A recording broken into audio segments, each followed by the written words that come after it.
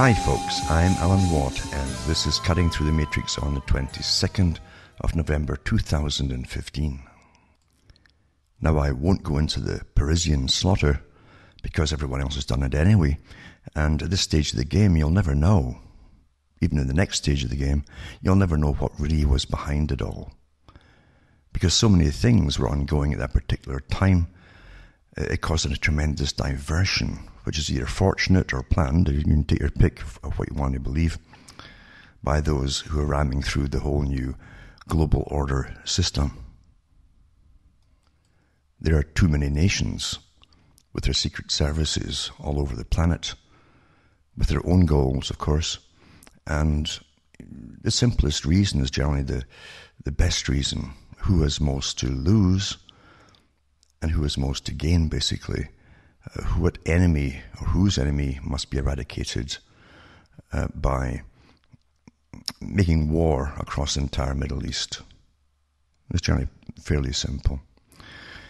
And so we live through a quagmire, really, of Machiavellian processes from so many different sources that all you can really say is that we're in for an awful long and probably perpetual rough ride of world terrorism. It seems to be that way because, as we know, this is an old scam actually of bringing in mass refugees. Has happened down through history, and during the Soviet Union, for instance, many of them came across to Britain and Europe, and or they were fleeing the Nazis or whatever, and many of them were actually spies, and they were watched, of course, too. So it's an old thing, not just spies, but saboteurs, and this goes on and on. You cannot bring in, on mass immigration, people from another country who definitely have a grudge and not expect anything to happen. And apart from that, too, it has bigger geopolitical repercussions because there are those who want to destroy the face of Europe forever, basically. And they've been quite open about it too. You know, you can only get into the huffing and puffing and indignancy contest about what's happening today if you've already swallowed the lies that at one time you were free. If you'd never had such misconceptions, then it doesn't surprise you at all, especially if you've studied long-term planning and goals in micro-geopolitics. And we know too, for instance, we live through a process of free trade deals, for instance, very old agenda. I won't go into it again because it's so old. I've gone through the history of the group that started it up in London to do with making a common trade system across the planet. They wanted 3 trading blocks, just like Karl Marx, in fact. And they basically ran the British government behind the scenes and from within. And throughout the civil service too, they had a tremendous sway. It's awfully important to have the civil service on your side. And you put in your key players in there too. I've gone through the Trilateral Commission. There's a higher division, a more specialized division of the CFR, Council of Foreign Relations, and Royal Institute for International Affairs, all private organizations which run governments across the planet. And their trick, of course, is to try to keep in the shadows if they can. And for a long time, they did awfully well at that. Today, they're more open about it. I've already mentioned that these ongoing free trade deals are for the big, giant international corporations. And they are really the super government to an extent. They're in on the act, put it that way. And, of course, the financiers at the very, very top of everything. And the guys that hold the money bags run the whole show. There's no doubt about that, because everything in our system that we're given for thousands of years is based on cash and money. Of any form, it doesn't matter what it is, even promissory notes, doesn't make any difference. That's what everyone runs on, including your governments. So we're well into this system of secret free trade deals, always with the intention of amalgamating countries into blocks and then into continents. And they want 3 for the world, and they want, again, a super parliament to run it down the road, which is almost there because the United Nations, as a front organization set up by, again, the Royal Institute for International Affairs, CFR, Council on Foreign Relations, etc. And they're a front group basically to bring in a radically different world from the one that most folk are used to. And they have a radical future for everyone. It's all planned. We don't have any say in the matter. We don't have any democracy of any kind. And even today, the debate is still raging. Would even democracy work at all? Because democracy is all special interest groups today, of course, as you well know. And the biggest voices they're all on board with the United Nations, all members with the United Nations, are used as a massive army funded by your tax money and the big international corporation boys with their foundations that fund all these NGOs. So we're living through a well-planned, very old system, and it bypasses what you think of as democracy. Democracy to the average person is sensational, or sensationalism, of course. They give you, gender equality, then gender mixing, and then change your gender, all that stuff. It keeps you all busy yapping and arguing as the big boys with their real world changers drastically and forever change the face of the planet as customs, systems, and histories. Now, I've done talks in the past where I've gone through a lot of the histories of the Sherpas. The Sherpas are the ones appointed who know the complete world agenda, who work a good part of their life often for the big private institutions, again, that bring us globalism. And they know where it's all to go in its interconnecting parts. They themselves set up the free trade deals. They do all the legwork. It takes them years sometimes, full-time. And they go all across and make sure they can build consensus across all the parties involved long before the events happen, long before the public even know that there's going to be even such events happening and such signing going on of these into your national laws, of these particular deals, which I view as private deals. It affects all of us, but it's private. We're in a new feudalism. I've said it for years. It's a more sophisticated form of feudalism because the public are still told all the time that they're free. I still laugh at Bertrand Russell saying the same thing, that each person in each country will think they live in the best country in the world because their government will keep telling them so. And it's so true. It really, really works.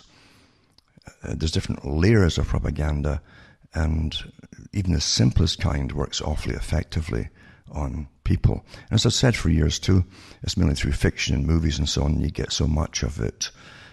They show you the perfect citizen of whatever country it is in their movies, and they're the hero or heroine or whoever it happens to be.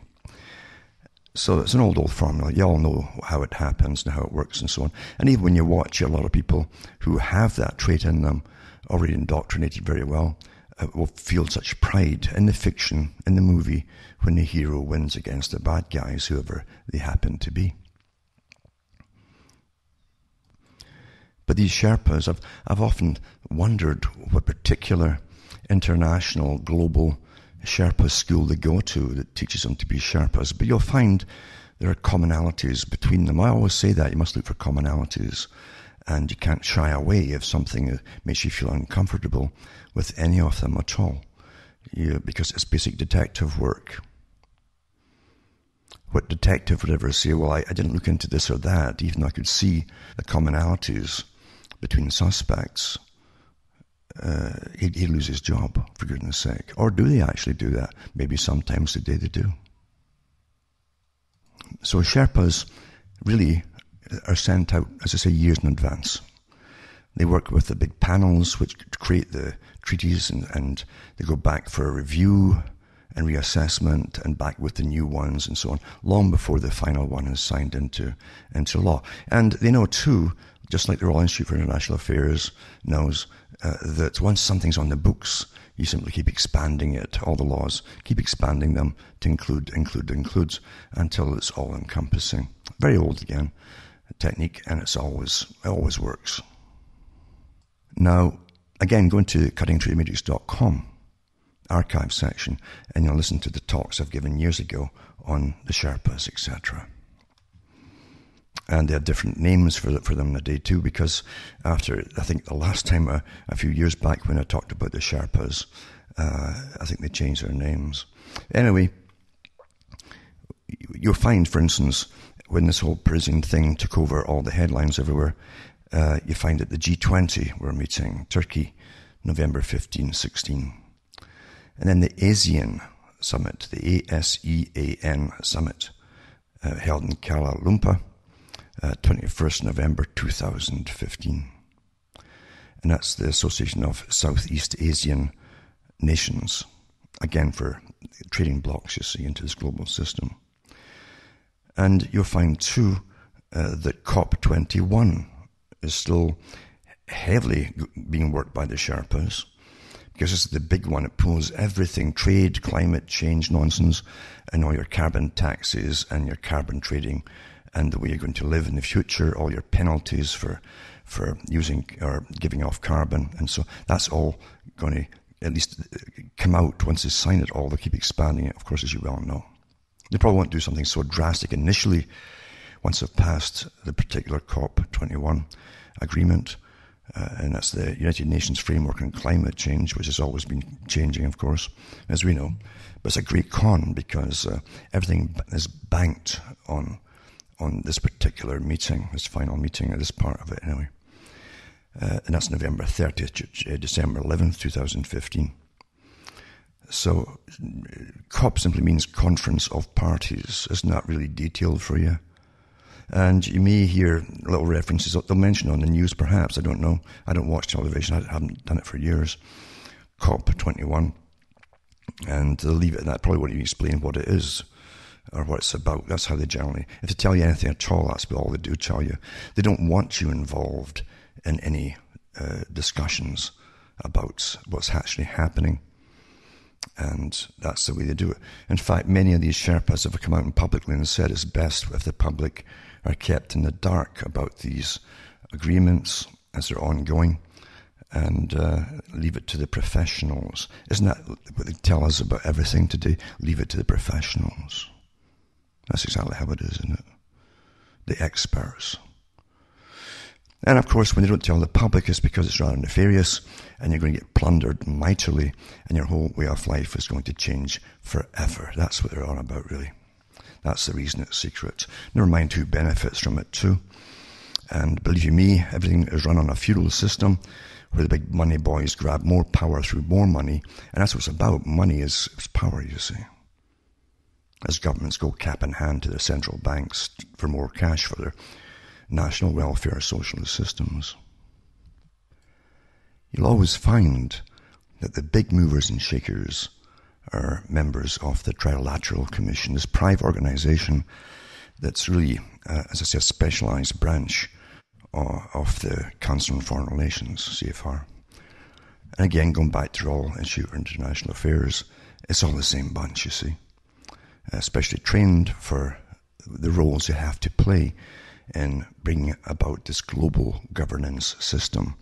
And it really is a global government system. They lied about the League of Nations, for instance, and its intentions. At the time, of course, were more open about what they wanted it to be. But that eventually blossomed into the United Nations at the end of World War II. So you have the usual spiels they wrote at the time, that you'll have a sort of parliament of parliaments, you might say. The total just for the tete-a-tetes and so on, so that each sovereign nation could remain sovereign. They had no intention of keeping them sovereign. They always intended to amalgamate the countries together, just like they did with the whole of Europe in your own lifetime. And the same things to do with the Americas, and the same thing with the Far Eastern Pacific Rim nations as well, under the ASEAN, etc. That's another trading bloc. And again, a super parliament as well. And with each agreement they sign, you lose your sovereignty, more and more of your sovereignty, and your laws bind you together. And a common law passed through them all means that you're all under the same lawful system, which means government, basically, you see. So anyway, It's been an old goal of these organizations, but the Sherpas are trilateral members, even though when they go into office or hold any appointed office, they'll often say they drop their membership for that period because there have been complaints in the past about them from people who looked into what the Trilateral Commission was all about, and they're sworn for world government, sworn into it. That's what it's about. And they can help themselves in the process financially, as always, of course, and things like that. But here's an article here just to give an idea of how it works too. And this is from the Philippines, actually, the Daily Inquirer, and it says U.S. Trade Representative Michael Froman has urged trade ministers from the Asia-Pacific Economic member economies to follow through on the different global trade agreements and the crucial efforts being made to set a new agenda, all aimed at securing sustainable and inclusive growth across the region. While citing the Philippines' significant contribution and leadership in steering the APEC meetings towards current challenges faced by the region, Froman stressed the need to stay the course and maintain progress towards creating greater opportunity for our people. Now, remember too that this private club, very old private club, had different names before it was called the particular modern name, Trilateral Commission. These characters have members in every nation across the world today. So within every nation for an awful long time, you've had dedicated sworn members for globalism, melding the countries together, completely losing their sovereignty under the new global system, and a new way of life totally again too. It's not democratic by any means. It was never intended to be democratic. It's intended to be run by what they call the specialists, the experts, the scientists, and even the economic scientists, as they call this bogus system of money that's running our lives and ruining our lives too, perhaps. But here's a character, see, Michael Froman. And it says, the Trade Facilitation Agreement, Information Technology Agreement, Sales Agreement, see, and the Environmental Goods Agreement all started at APEC, APEC, that is. That's the Asia-Pacific Economic Cooperation. It says, and APEC economies have a responsibility for driving their conclusion, Froman said at the APEC ministerial meeting in Manila. I think the US has the most members of Trilateral Commission. You don't vote on these characters because it's a private and very secretive, by the way, organization. You have to be asked to be a member of it, just like the CFR, Council on Foreign Relations. And if you have the right stuff, as they say, and you're willing to shaft the public across the planet, then you'll get the job if you can keep your mouth shut, you know. So anyway, it says, with regard to the Trade Facilitation Agreement, half the APEC economies have yet to ratify the agreement. On the Information Technology Agreement, we can all work together to finalize the tariff staging agreement, that's taxation.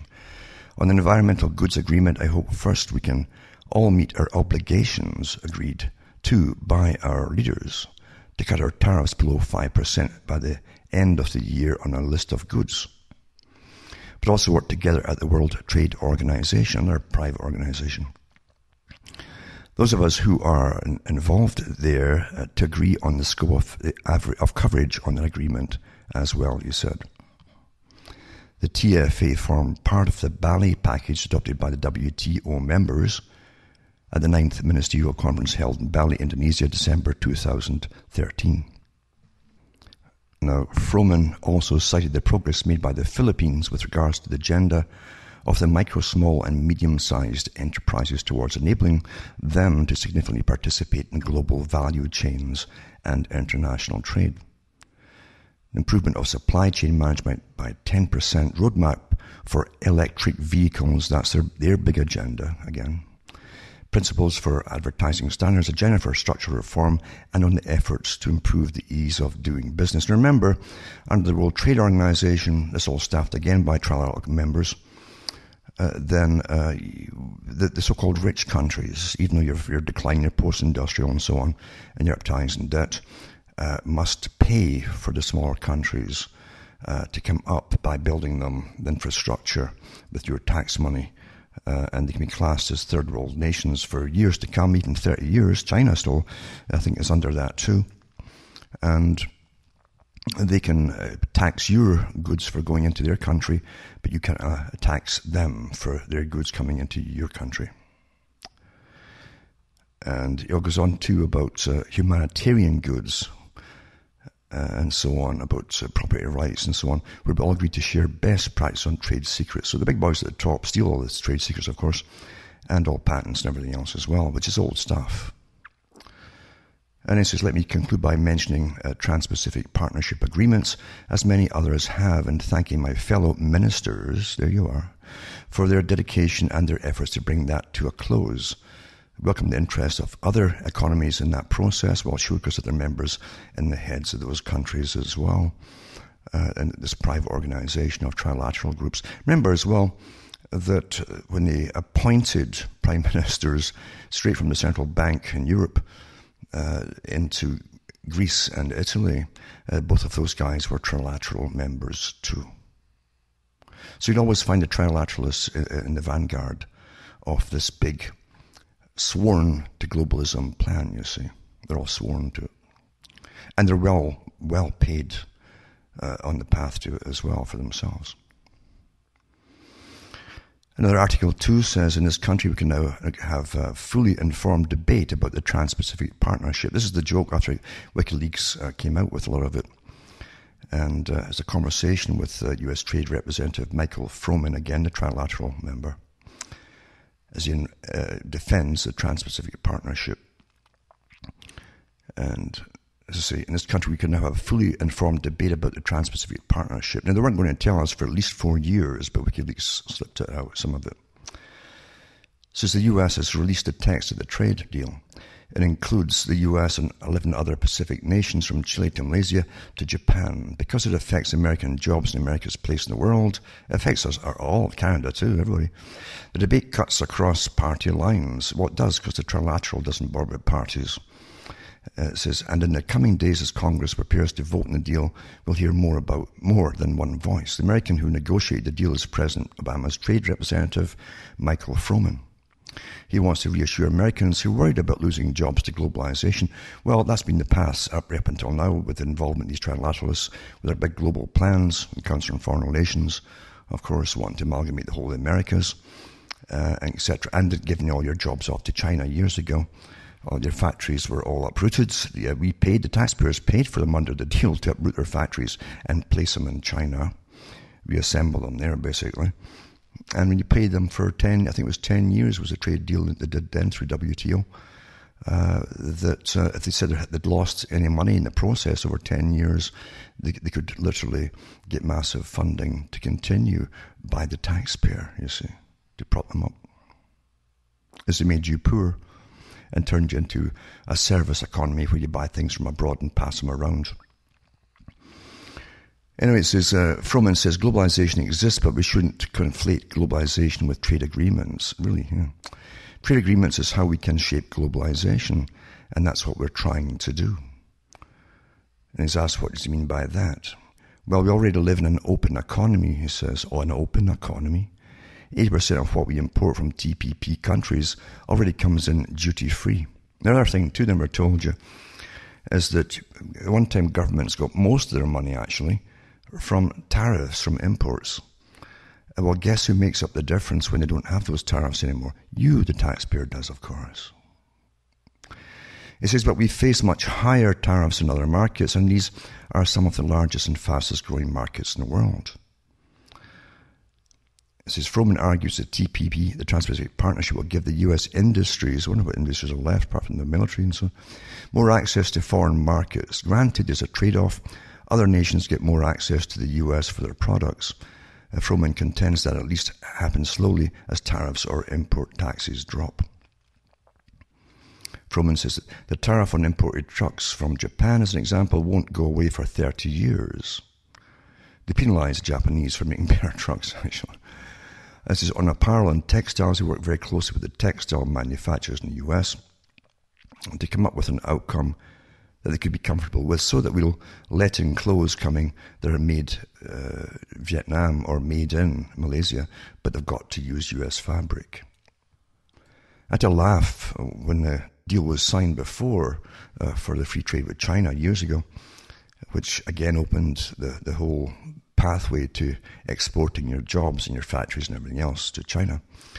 And that was the con then to interdependence, they call it, you see, where different materials from different countries are all manufactured and then sent across, then you put them together with your little sewing machines in your own country, that kind of nonsense. And it got so bad that you'd still see things made in the US or made in Canada, but when you looked at it very closely, it was just the box that was wrapped in, that it came in, that's the only thing that was made in your own countries. Now, the big boys don't like their work being attacked, of course, because they love to work in secrecy. They give you the names of these guys who are appointed, but they never tell you they're Trilateral Commission members, the private organization sworn to destroy the nation states and bring in a globalized system and our global government type system, you see. And of course, they also work for Wall Street and all the big Wall Streets across the world. And they have a lot in common with each other, these characters. Anyway, this article here says the United States is not keen on pursuing a separate free trade deal with Britain if it leaves the European Union. Now, they spent years conning the British public and all the European peoples that would keep their sovereignty completely intact, and that the EU would be a kind of negotiating table, you see, to iron out problems. They always tell you lies. Since the beginning of man, you see, you've never had anything different. Lies rule, basically. And the best liars, of course, are always picked to be the top members that push all this stuff. And they give themselves fancy titles and they have university degrees just to cover their lying up. And they're taught to be better liars even from certain things they go through at university, public relations and all that kind of stuff, and marketing. Anyway, it says the United States is not keen on pursuing a separate free trade deal with Britain if it leaves the European Union. Michael Froman said. This guy gets around, eh? This unelected guy. Voters are due to decide by the end of 2017 whether the UK should remain in the EU. An opinion poll show rising support for leaving the bloc. Froman's comments Wednesday undermine a key economic agreement deployed by proponents of exit who say Britain would prosper on its own and be able to secure bilateral free trade agreements with trading partners. Well, I think Iceland did it initially. I don't know if they still do, but they certainly didn't sink. It says the US is Britain's biggest export market after the EU. I wonder what they export. Buying more than $54 billion in goods from the UK in 2014. I wonder what they make there now, you know. Unless maybe they just got a good idea and do all the software for welfare and across the whole planet and export it, since they're such professionals at it now. But anyway, it says, I think it's absolutely clear that Britain has a greater voice at the trade table being part of the EU, being part of a larger economic entity, Froman told Reuters, adding that EU membership gives Britain more leverage in negotiations. I love how they call it and lie, eh? And it says, we're not particularly in the market for FTAs with individual countries. We are building platforms, that sounds awfully good, that other countries can join over time. If Britain left the EU, Froman said it would face the same tariffs and trade barriers as other countries outside the US free trade network. So that always give you fear if you pull out of the elaborate deceptions that they've constructed for you, you see.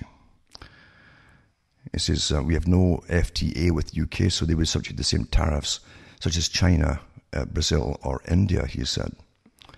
Washington has just sealed a trade deal with 11 other Pacific nations and wants to wrap up negotiations with the EU on the Transatlantic Trade and Investment Partnership by the end of next year.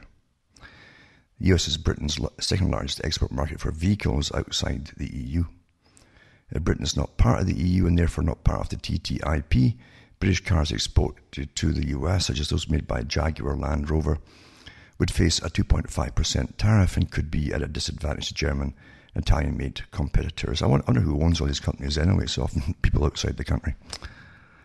It says British exports of fuel and chocolate could also be at a disadvantage if the TTIP abolishes tariffs on those products. Let's give all our freedoms away for cheap chocolate, right? You can't get good chocolate nowadays. It's all been exposed to a lot of chemicals and like a chocolate tasting and so on, chemicals. So if you want to pull out of these agreements made by these secret organizations, you're very naughty. You're naughty and they'll punish you, you see. And you won't have any cheap chocolate. And then you have this article here. The Trans-Pacific Partnership, a trade deal of denial, omission, and sins. So we've got omissions and sins here.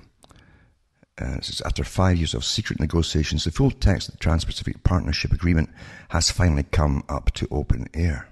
Kept secret, watched over carefully by delegates all too distant from their own constituencies, the Trans-Pacific Partnership did not disappoint in its disappointments. The statement made by U.S. Trade Representative Michael Froman, here's just guys all over the place, the Sherpa, on the release of the text is bound to make citizens from any one of the 12 signatory stages cringe. He starts by first claiming that a commitment to transparency was an ongoing process that culminated in the release of the text, complementing a number of additional resources that we have made available on the same website, including state-by-state fact sheets, issue briefs, and chapter summaries. Froman has evidently been busying himself with a different diplomatic process altogether. Fact sheets barely cut the mustard, and he can hardly resort to the term transparency in this, given that Congress insisted in its Trade Priorities and Accountability Act that the President made the proposed text public for at least 60 days before signing the agreement. Then Froman comes out with the robust language of competition. He claims that the agreement will position Americans to compete and win in tomorrow's global economy. This is a race or something. You always put sports on everything, eh? Same language. Much of this piffle involves extolling that grand apparition called Middle America, a reiteration of the Obama line that involves middle-class economics, the idea that the country does best when everybody has got a fair shot, everybody's doing their fair share, and everybody's playing by the same rules. This damning nonsense suggests that Froman and his colleagues are dangling a very different agreement in the sail than what they are in practice. The usual magical numbers are paraded: the elimination of 18,000 individual taxes on U.S. products, the obsession with Made in USA. This says nothing about translating the matter into actual direct employment to U.S. employees, nor does it bode well for the other signatory states. From the start, it looked like various key areas would be in for a good battering. The environment, for one, was set for a commercially violent whack. The agreement, observes Matthew Rimmer of Queensland University of Technology, confirms some of the worst nightmares of environmental groups and climate activists. Don't you believe it? Because it's all one group running the world. As they should, it says, there's minimal attention in the agreement paid to environmental factors which demonstrate the trade deal would entail a genuine trade-off on matters of climate and degradation. What about the degradation of the public? It says, in the case of the US, it's simply not clear whether the TPP Environment Chapter actually rolls back the May 2007 environmental standards Democrats in Congress impressed upon the Bush administration in making the trade agreements. It goes on to say that, as we've already revealed in various chapters released by WikiLeaks, the overwhelming emphasis in the agreement is the vesting of power, or should we say more power, in corporate global agents. Froman is certainly right. In terms of enforceability, in one sense, corporate interests can well prevail over those of the state.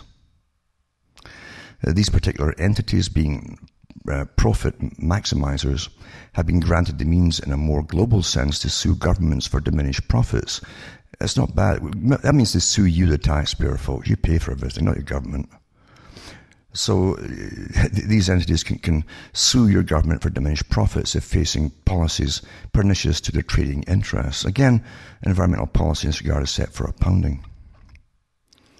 The same can be said for general public interest issues, health, for instance, or standards of employment. The former makes no suggestion that domestic medical systems have been immunized from the reach of big pharmaceutical interests. Other industries as well, notably those which have detrimental effects on health, such as tobacco, have reasons to celebrate as well, given the latent ambiguity on profit protection. These areas all entail standards that do not bode well with vast money-making ventures. By the way, as they're all getting pushed by the same big boys to legalize various addictive drugs, you'll find that too. If you say no to your country bringing them in, then they can fine you for loss of profit as well, if that gets passed. These areas all entail standards that do not bode well with vast money-making ventures. The same goes for human rights standards more generally, and it goes about human rights and so on. The rest of the text, with its provisions foreshadowed in previous leaked drafts, now enables the various parliaments of the 12 states to debate the matter with varying degrees of thoroughness. Most are likely to take the sauce offered them and vote for it. Well, they're all paid off anyway. I mean, folk generally you often get different politicians, oh no, they're waiting to get the big handout, you see. And then they suddenly change their mind. It's amazing how these guys have such integrity, but they can change so quickly on a vital part without ever telling you why they suddenly changed, you see. And there's also a manifest unevenness that will prove telling in the event of implementation. States such as Vietnam have a 5-year pass on the issue of implementing complementary labour standards. Well, I think China's much the same today as well. Given that there are also vast differences in the basic minimum wage in Vietnam, the notion that US, Australian or Canadian workers would be in an equal position of competition is patent nonsense. Companies will do the rest, exerting a downward pressure on wages on other parts of the zone. And there's no reason why offshoring will continue with greater enthusiasm than ever. Welcome, in other words, to a rather grisly future touched up in Orwellian dress. But that's how we're run, folks, and we really always have been, you know. During the Cold War, the military-industrial complex boys made a killing during, a newer, faster, bigger missile, etc., because the Soviets have got this, and this went on forever. And it was all made-up nonsense, generally. And in the House of Lords in Britain, which is like the British Senate, you might say, then these guys all had their vested interest in the big private companies that were making all the missiles. So they're always giving the folk fear-mongering, oh, we need new ones, blah, blah. And of course, these things would get passed in Parliament, and the taxpayers would fund another useless project. But nothing really changes. Big money, big corporate money runs the world. In this article too, New Zealand welcomes US countdown to sign the Trans-Pacific Partnership trade deal. So the government on Friday welcomed the US President Barack Obama's announcement of a 90-day notice to Congress before he can sign the Trans-Pacific Partnership trade deal.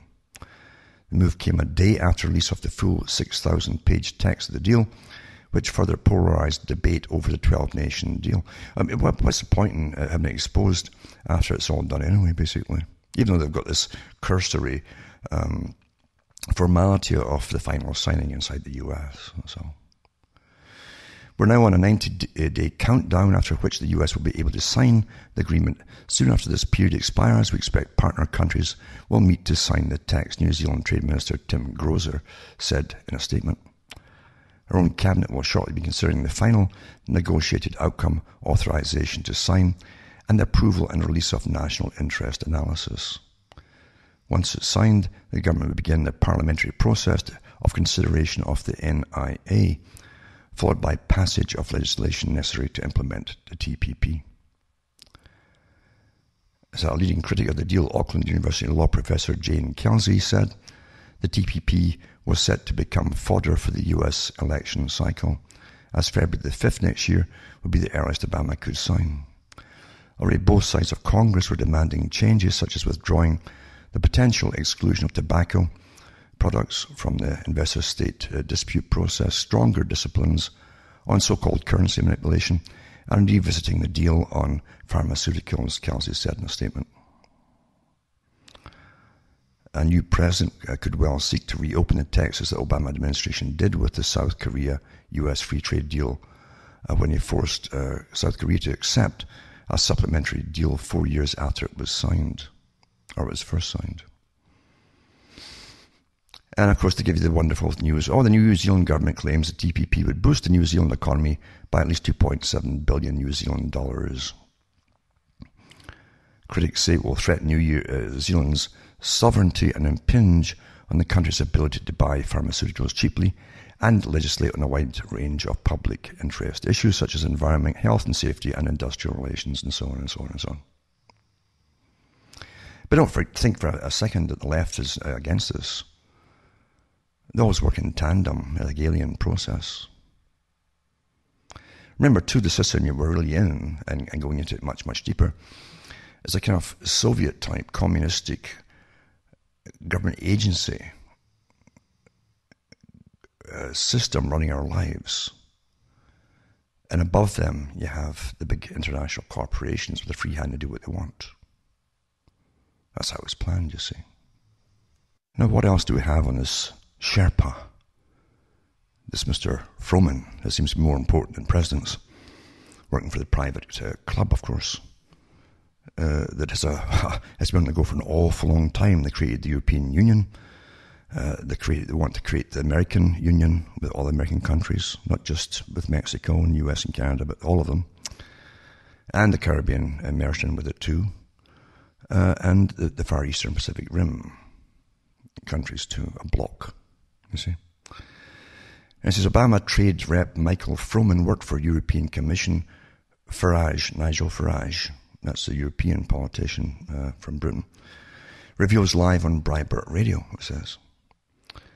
This is the UK independence leader Nigel Farage MEP has revealed that US Trade Representative Michael Froman, who intervened in British exit debate, that's a Brexit, they call it, Brexit, last week, worked for the European Commission in the organisation's Forward Studies Unit. So he worked for the European Commission, which is an unelected group. Basically, it's not democratic at all. It's nothing to do with democracy in the European Union. It was set up by his predecessors in the, again, Council for Foreign Relations, Lord Alfred Milner Group, and, of course, the Royal Chief for International Affairs, CFR, etc. It's all one big, vast group, you see. So he worked for the Commission in the organisation's Forward Studies Unit, failing to declare an interest in his statements claiming that Britain should remain in the European Union.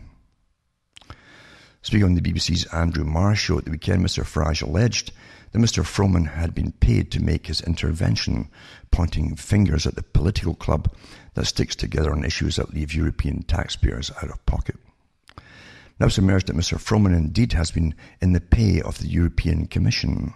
It's amazing how they got their hands out everywhere, these Sherpas, and they can really line their pockets big time.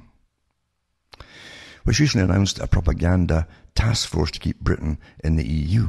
So again, the British taxpayers and all the European taxpayers will we're paying for propaganda to keep them all in the EU. Mr. Farage told Breitbart News Daily Radio Live Sirius XM this morning, Froman basically said that if Britain was to leave the European Union, there would be no bilateral trade deal between the United States and the United Kingdom. It's ludicrous. Is it political interference by the Obama regime in the British referendum? Prior to being Obama's trade envoy, he worked for the European Commission. He worked in Brussels for the Commission's Forward Studies Unit.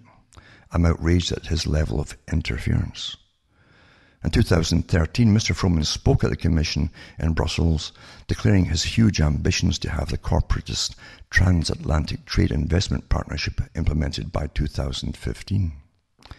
His biography lists him as a member of the Forward Studies Unit of the European Commission in Brussels. Political notes that his position in 1992 was an internship. He was an intern, you see. Mr. Farage added, "We know that Obama is the first American president that is wholly anti-British. He was the example of Mr. Obama removing the bust of Winston Churchill from the White House as evidence of this. Mr. Obama has also spoken out against Britain's ownership of the Falkland Islands." Well, Obama's ownership of almost the whole Middle East. Anyway, so speaking to Andrew, people are awful hypocrites, aren't they? Speaking to Andrew Marr on the BBC, Mr. Farage said, he's clearly been paid to say that, hasn't he? This is the big political club gathered around the Prime Minister, who clearly is in desperate trouble in the referendum. Mr Farage's claim triggered a hysterical response from some of the most pro-EU news outlets in the UK, including The Independent. This is laughable. America's got a free trade deal with Oman. America's got a free trade deal with Australia. Are you seriously telling me that their oldest and closest global ally, with whom they do enormous amounts of business, Mr Farage asked, concluding, it's an attempt to scaremonger by a paid official. Oh, if you leave the EU, you'll sink into the Stone Age. They're almost that way. It wasn't for all the goods they're passing around and buying and selling from abroad. Mr Froman, who told Reuters last week, says, I think it's absolutely clear that Britain has a greater voice at the trade table, being part of the EU, being part of a larger economic entity. We're not particularly in the market for free trade agreements with individual countries. We're building platforms that other countries can join over time. Some countries, mind you, have a trampoline. They don't have a platform. They can just bounce right into it. Bing, We have no free trade agreement with the UK, so they'll be subject to the same tariffs and other trade-related measures as China, Brazil or India, Mr Froman concluded as he threatened Britain. Quite something, eh? This appointee. Quite some. It really is. But that's how the world's run. And not by private clubs. Really one big club, actually, with different branches, with the different names of the same thing. Now you can also look up Wikipedia as well and go through Michael Froman again. This guy who's all over the planet with as a Sherpa, taking over from what ones before him, of course, as we've been under this globalization push for an awful long time. And it isn't just globalization. We hear these terms, we never think what it means. It means everything, folks, including how your country is going to be run in the future, how you will be run in the future, who you will serve in the future, and what will affect you. It's a complete reordering of humankind and society. It brings into it the carbon trading, as I said, and carbon penalties for breathing and existing. It's all basically into the whole thing. And even too many of you. See, all these guys believe there's too many of you. And I wish they'd define what they mean by that. But of course they won't. They won't do that. They can't, actually. They could, but they won't. Anyway, it says here from Wikipedia that he assumed office 21st of June 2013 under Barack Obama and Mariam Sapiro and deputy, maybe that's Mariam Sapiro as a deputy, and preceded by Mariam Sapiro acting, and Robert Hollyman as well. So United States Trade Rep. So it's taken over from those ones. And it goes through his basics, where he was born and so on. Nancy Goodman is his wife. And he's got children, Sarah, Jacob, and Benjamin, I guess. Went to Princeton University, University of Oxford, and Harvard University. He's a lawyer who served as a U.S. trade rep since 2013. He previously was assistant to the President of the United States and Deputy National Security Advisor for International Economic Affairs. Nice position, eh? All set up by the same private organization, supranational. A position held jointly at the National Security Council and the National Economic Council, where he served as the United States Sherpa, it says Sherpa, to the G7. He helped organize all of that and all of the stuff. They would go there for their formal signings. That's what they really go for. G8 and the G20 summits of economic powers. On May 2nd, 2013, President Obama nominated him to succeed Ambassador Ron Kirk as a U.S. trade rep. He was confirmed June 19th, 2013. Early life education, grew up in a Jewish family, San Rafael, and graduated from the Branson School. So teen Froman was active in B'nai B'rith youth organization. That's a Jewish sect, Freemasonry, and Sons of the Covenant, I think it means. And serving as the 56th international president of that organization in 1980 and spoke at the BBYO International Convention in Washington, D.C. That's a Benign Birth Youth Organization. In February 2013, received an AB in Public and International Affairs from the Woodrow Wilson School, Princeton University, 85, a DPhil in International Relations entitled The Development of the Idea of Détente in American Political Discourse from Oxford University, and a JD from Harvard Law School, where he was a classmate of Barack Obama. It's amazing how small the world is, though. And also where he was an associate of Obama's on the Harvard Law Review. And it says the article was imported in part or full from the biographical directory of the United States Congress, and so on. He served as liaison of the American Bar Association's Central and East European Law Initiative Legal Assistance Program in Albania. He was also a member of the Forward Studies Unit of the European Commission in Brussels. In January 1993 and December 1995, Froman was Deputy National Security Advisor for International Economic Affairs in the United States National Economic Council, a position held jointly at the National Security Council and the National Economic Council.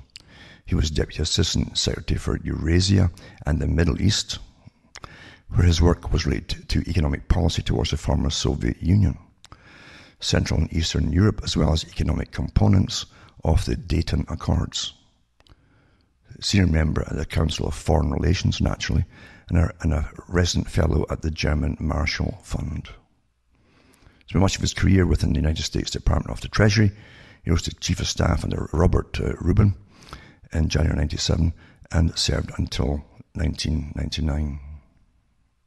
Then the Clinton administration, Froman followed Robert Rubin from the Treasury Department to Citigroup. He was President and Chief Executive Officer of Citi Insurance and Head of Emerging Markets Strategy at Citigroup. He received more than $7.4 million from January 2008 to 2009 alone. They really look after their own, don't they? These guys really know what the agenda is.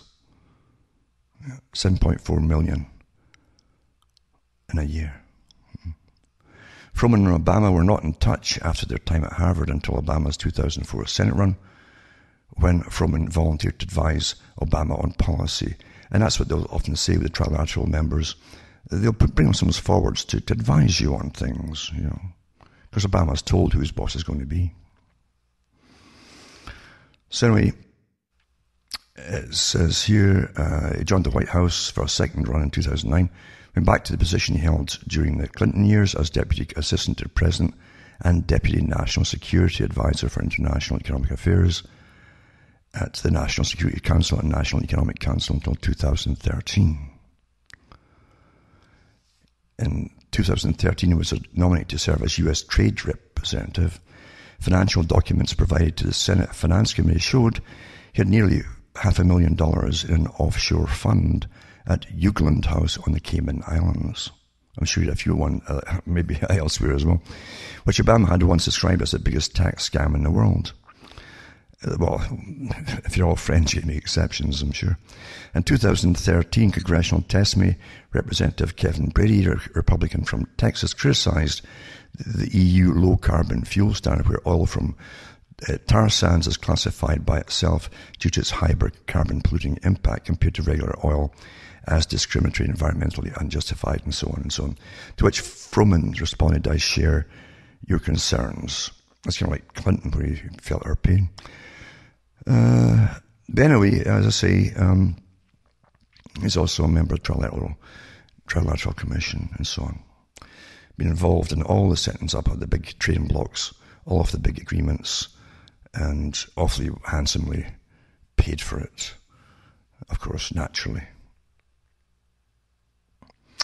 And I'll put all these articles up tonight for your perusal if you can keep to. Remember, knowing what's really going on is awfully boring. I mean, there's nothing exciting in it. There's no James Bond stuff and sexy women and all that stuff. It's just that's how intelligence is gathered. Intelligence agencies still have departments across the world where they have paper clippings from all the newspapers on the planet. They save them all. Not just electronic, you see, it's also the old format of newspaper clippings. And you've got to look like a detective, as I say, at all the evidence and come to your own conclusions. And when you find ties between things, that goes down as evidence pointing to something else, you see. Everything points to things. But we're run by appointees that belong to private organizations that tend to keep themselves very, very secretive. And anyone who's a big player in this whole global movement with economics, the military, or anything else is a member of this private club. They're the big movers and shakers.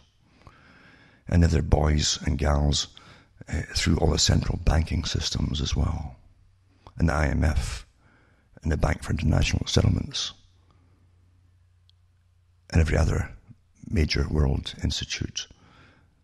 And they've called themselves institutions too, because it sounds more normal. Like they've always been there, haven't they? They've always been there. No, they haven't.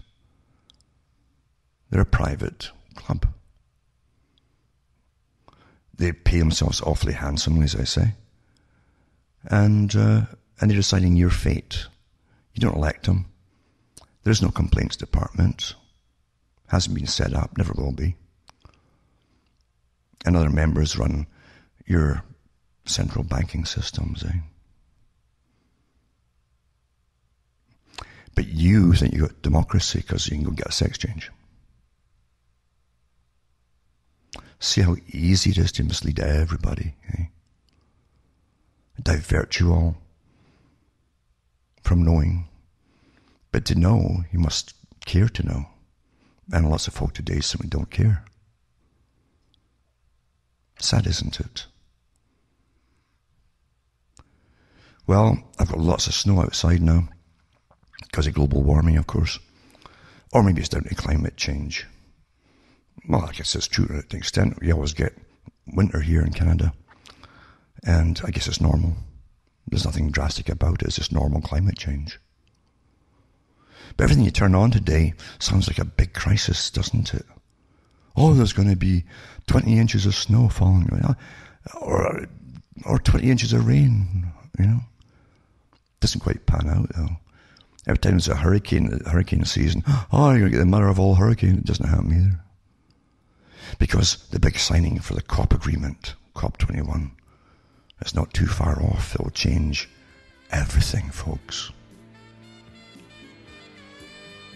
From Hamish myself from Ontario, Canada, it's good night. May your God or your gods go with you.